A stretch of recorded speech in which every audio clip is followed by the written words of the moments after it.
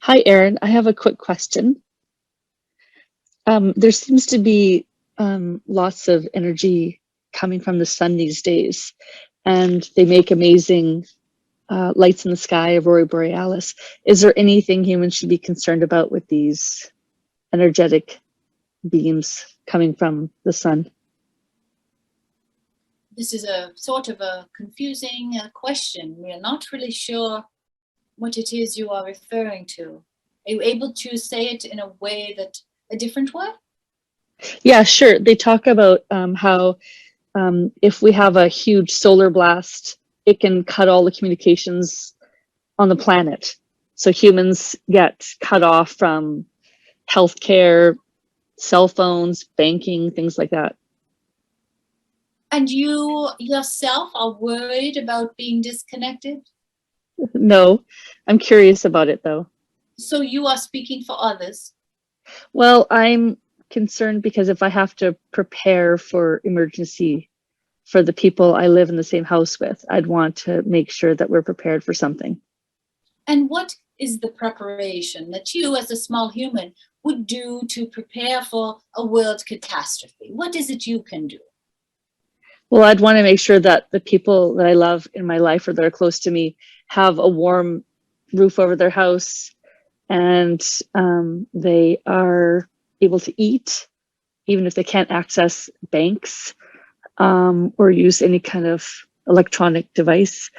And yeah, we can just drink water and carry on. And what is it that we're going to take you down a path here that you're going to find you won't like at the end, but how is it you can provide water?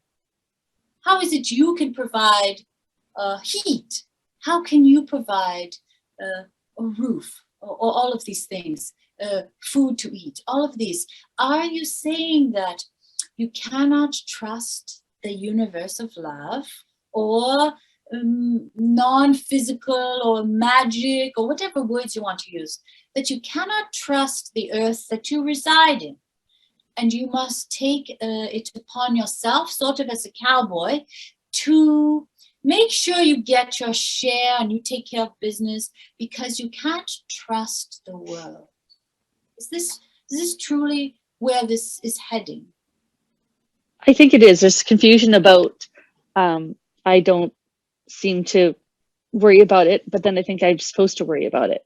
So I gather water, cash, food, and have a building in the back that people can shelter in if they have to. But And I don't know if do you feel I just don't. better? Do you Yeah, feel, it's okay that it's there. I'm not sure if I need to do more. That's my question.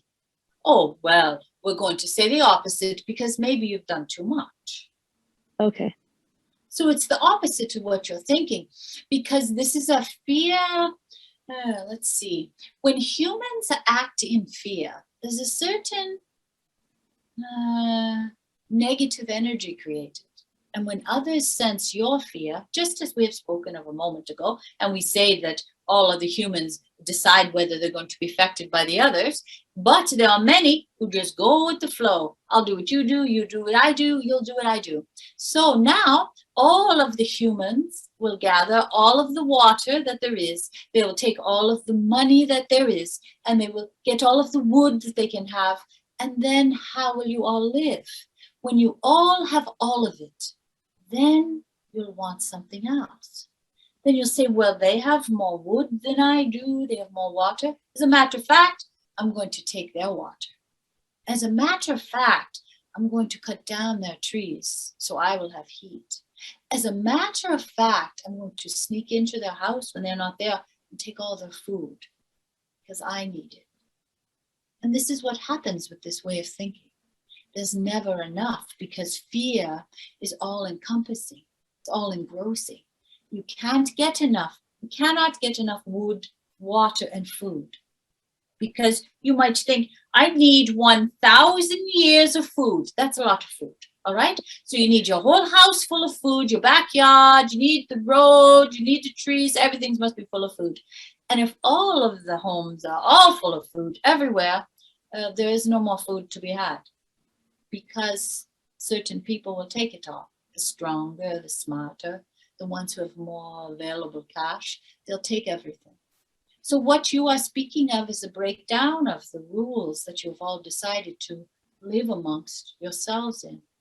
So you've brought attention to the opposite of living as a collective of love. You have brought forth a conversation of ending life as it is now, as you have all decided it is, and perhaps starting again, because you will finish each other off and there will be just trees and grass left anyway. And a lot of food, because you'll all be perished. So that there will be lots then. So this is where this path, this conversation goes from beginning to end, because there can never be enough. There can never be enough to outrun fear. Fear gets bigger and bigger, and you get some water and you need more, and then you need more and you need more and you need more. So really the choice is, do I live in fear or do I live in faith? Now, that's seems very opposite, and many humans choose to live in the middle. But someone like you prefers black and white. So you yourself must decide if you live in fear or faith. Do you understand what we mean? You're not a middle of the road human being. Yes, I think I understand. But it is a very important conversation to be had, not just for you, but for all others who are able to hear this energetic exchange, that the beginning is the water. The end is the end of all human existence. So it goes from there to there in a reasonably quick time, really. It doesn't take long for humans to get out of control and crazy with emotion. And fear drives human beings very quickly. So for you to live a life that's easy, comfortable, it's up to you really how you want to spend your time there. But if you wish to live a life of ease and oneness with others and being of service to mankind, or just smiling at strangers, whatever small part you wish to do in mankind is quite different than hoarding water. What do you think of this? I think it's interesting. I think I take into effect how many people live around me as well. But you're right, it's either fear or faith. So yeah.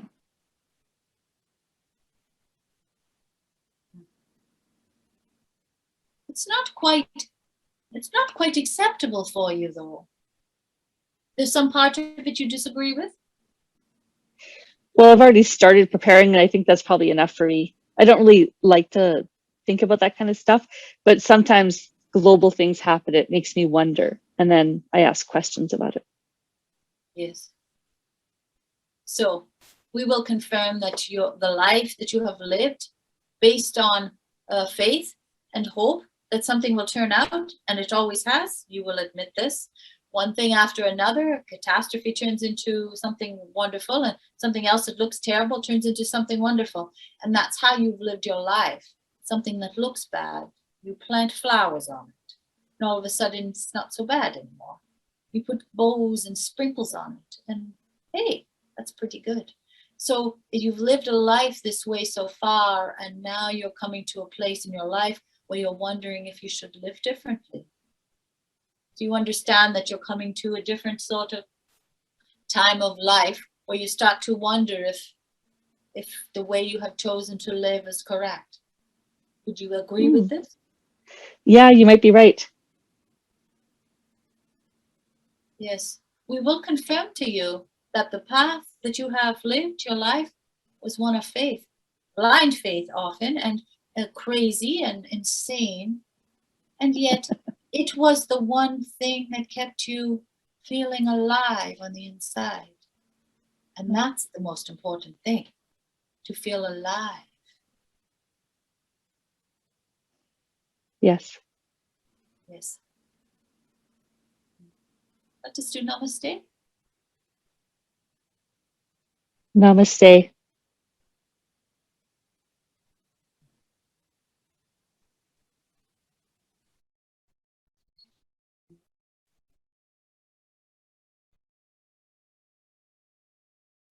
Are we complete? Yes. Let us play a note for the ending of our gathering.